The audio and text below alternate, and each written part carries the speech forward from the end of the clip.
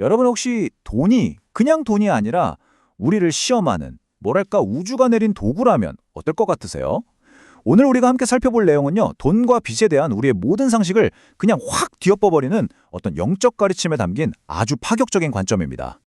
자, 이 놀라운 관점을 제대로 이해하려면 한 5단계 정도를 거쳐야 해요. 우선 돈과 인격이 무슨 관계가 있는지부터 짚어보고 돈의 진짜 목적은 뭔지, 그리고 가장 충격적인 빚의 역사를 파헤쳐 볼 겁니다. 그 다음엔 보이지 않는 돈의 흐름을 따라가서 최종적으로 우리 삶에 적용할 마지막 가르침까지 쭉 살펴보겠습니다. 그럼 바로 이 질문으로 시작해보죠. 남의 돈을 대하는 태도가 그 사람의 진짜 인격을 보여줄까요? 우리 살면서 그런 경험 있잖아요. 누군가 내 돈이나 회사 돈을 좀 함부로 쓰는 것 같을 때 드는 그 묘한 불편함. 바로 그 지점이 오늘 이야기의 출발점입니다. 네, 바로 이런 익숙한 장면들이죠. 원본 자료를 보면요, 내가 밥 살 때만 꼭 비싼 걸 고르는 친구라던가 빌려간 돈 갚을 생각을 안 하는 사람을 보면 우리도 모르게 저 사람 좀 그렇다라고 생각하게 되잖아요. 이처럼 돈이라는 게 관계나 신뢰를 재는 잣대가 되곤 하죠. 그렇다면 이 철학에서는 돈을 대체 어떻게 볼까요? 놀랍게도 돈은 부를 쌓기 위한 수단이 아니래요. 바로 시험이라는 겁니다.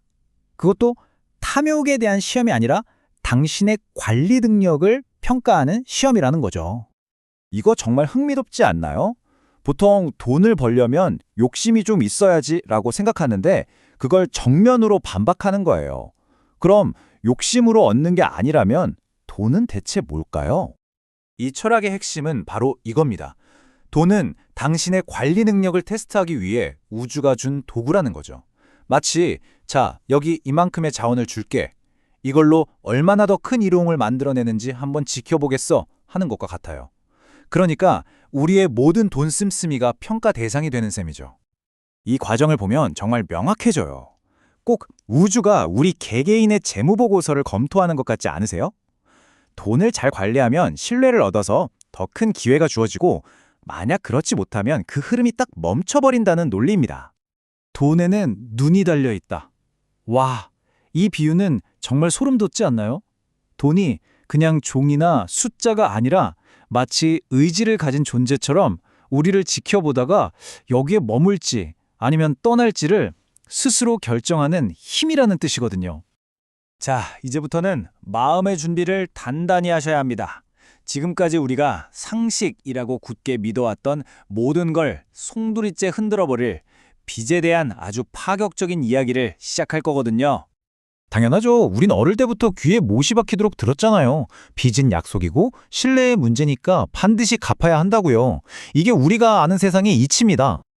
네, 여러분, 잘못 보신 거 아니에요. 갚기 싫은 돈은 갚지 마세요. 원본 자료에 진짜 이렇게 나와요. 지금 아마 아니 이게 무슨 말도 안 되는 소리야? 하고 생각하고 계시죠? 솔직히 저도 처음엔 제 눈으로 의심했어요.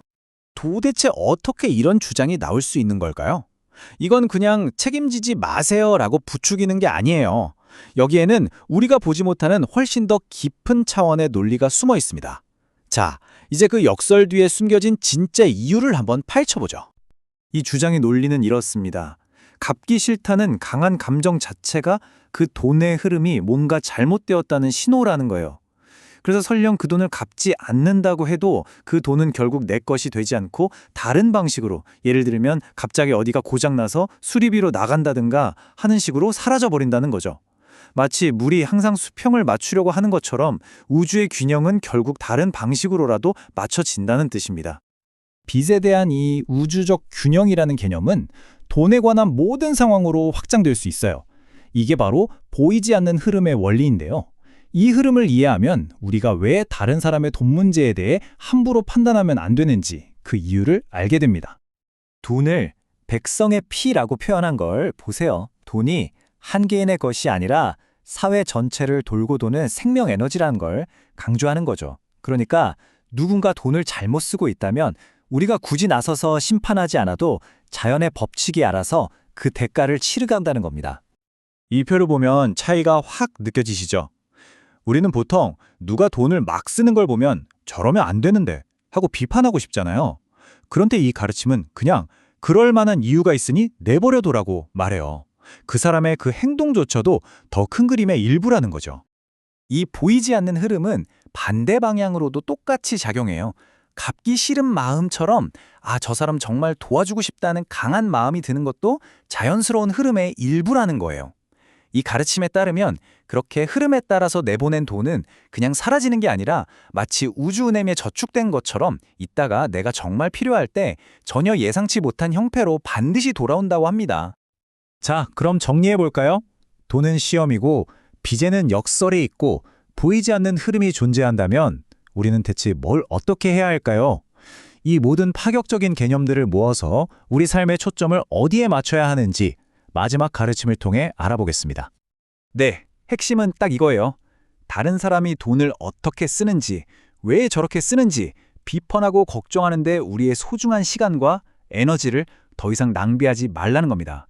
그 에너지를 온전히 나 자신을 위해 써야 한다는 거죠. 대신 우리가 해야 할 일은 바로 이런 것들입니다.